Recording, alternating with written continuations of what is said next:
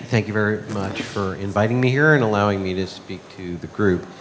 Prior to rejoining the consulting industry in 2004 at BCG, as you point out, I was executive vice president at a corporate level at EMI, responsible actually for building the digital music business. In 2001, there actually wasn't a digital music business. There was only piracy. And also standing up a global anti-piracy group, and I was on the board of IFPI, which was the industry association that went around the world trying to work with governments to reduce piracy. I think what I'd say about piracy at the start is, and in many countries around the world, particularly back in 2001, being able to download files from Morpheus, Kazaa, or Napster was seen as a wonderful activity. Even my best friends would say, "Hey, my 11-year-old daughter, look at what she did, how cool."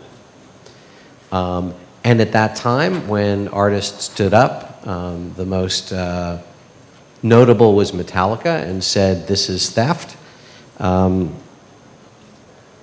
People stopped buying their music, and they're finally, after about 15 years, getting out on tour again and having people actually be interested in listening to them because the reaction was so horrendous. I think what we've learned, though, is that piracy is not an activity that is benign and the only people who get hurt are the big, bad, terrible, and highly profitable record companies. Well, first of all, I think we've learned that the big, bad, profitable record companies may be big and bad, but profitable is not an adjective that you would apply to them. But more fundamentally, when I joined the industry in 2001, it was literally twice, or actually more than twice as large as it is today. And the consequence of that is, while music is vibrant, in a lot of ways it's less vibrant than it was before. The money that the record companies put out to fund emerging artists who were waiting tables and working all sorts of jobs to make ends meet and trying to rehearse at night or in the morning, since many of them had jobs at night, that money is half too. So there's 50% as much money supporting artists who have not yet built careers. And second of all, what piracy does for music and it does for film is the value of the music you create is less. It's fortunate that people are able to make money going on tour and playing in bars, and certainly you can point to all sorts of successful folks who have broken their music out on the internet, but it is the fractional exception, not the major example.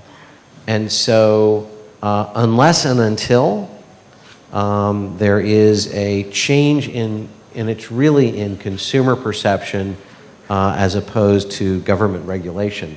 But unless and until there's a change in consumer perception that recognizes that this content has value and it is worth paying for, by the way, maybe not, as we were in the US, $17 for a CD that no one wanted.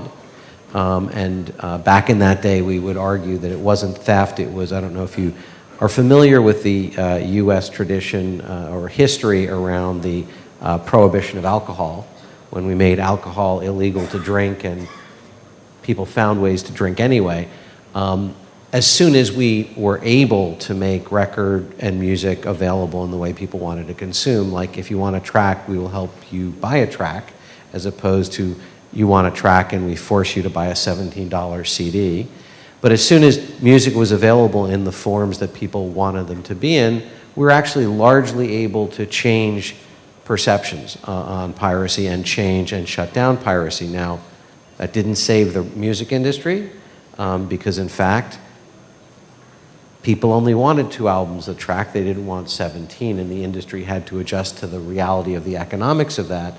But in fact, in many countries around the world, piracy is no more of an issue than it is in other media segments. And by that, I mean there are people who steal cable television and there are people who steal books. But it is now at a place where it is a manageable part of the industry as opposed to an unmanageable part. And if you want artists to record in India, and if you want artists to come into India and make their music available in India, you have to provide a safe haven for that, both for the Indian music community, which while thriving would be thriving in a different and more aggressive way.